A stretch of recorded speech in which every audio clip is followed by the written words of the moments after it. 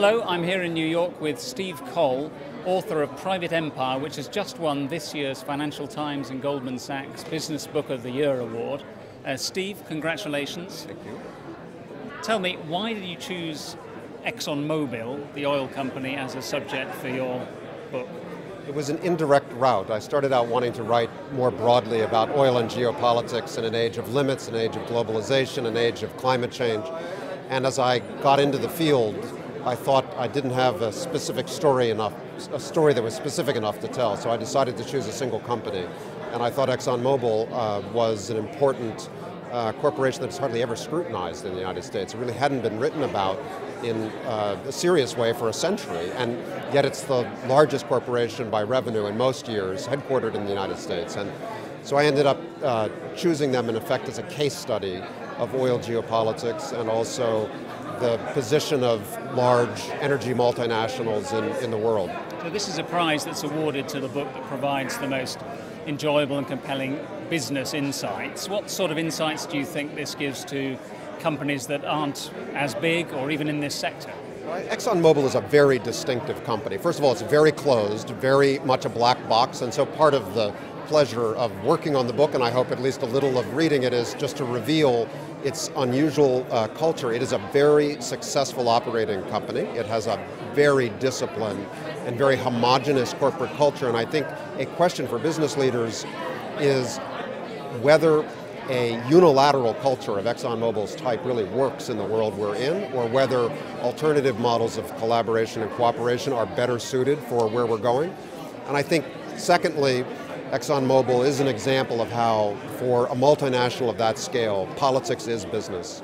We really can't think of these institutions as just market-driven, stockholder-aligned entities. They are that, but they are also political actors when they're operating on a global scale in that way.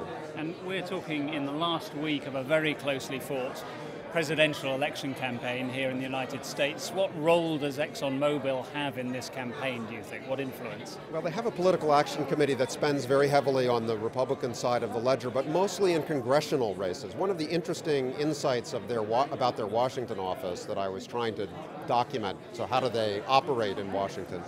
They really see Congress as a kind of blocking force for their interests. Their view is that presidents come and go, 4 years, 8 years, but ExxonMobil's business strategy stretches over 30 or 40 years. So they don't pay too much attention to short-term changes in political party control of the White House. It's obviously important to them, but their longer-term interests are protected by having durable friends in Congress that can ensure that nothing bad happens to them, even if they can't fix favorable legislation from season to season. And we're also talking, obviously, in a week in which New York's been ravaged by a terrible storm.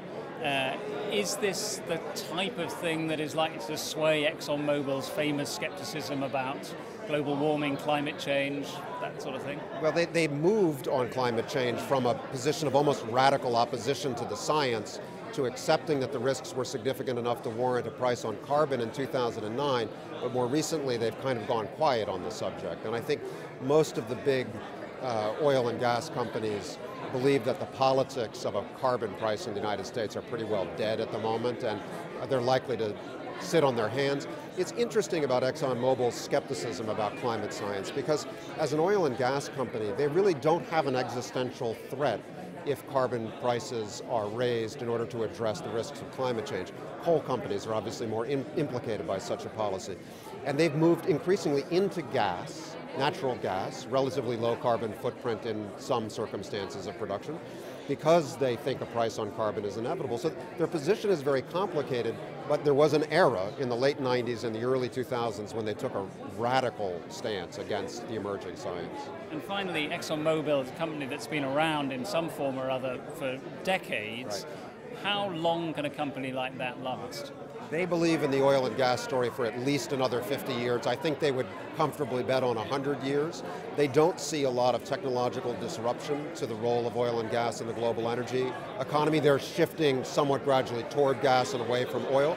It was interesting, I reported from my research that the only technological disruption that they think is possible to their business would be a radical increase in battery storage capacity that was scalable globally, that might move the car industry in emerging markets away from gasoline systems and toward all electric. They don't think that's likely, but that's about the only black swan that they see out there. Otherwise, as their former chief executive said, he felt that they should emblazon on the headquarters building the words crude oil, just to remind everyone who goes to work there what business they're in and are going to be in for a long time to come. Steve Coll, congratulations, thank you very much. Thank you, thanks very much. You can read more about the Financial Times Business Book of the Year Award at www.ft.com/bookaward.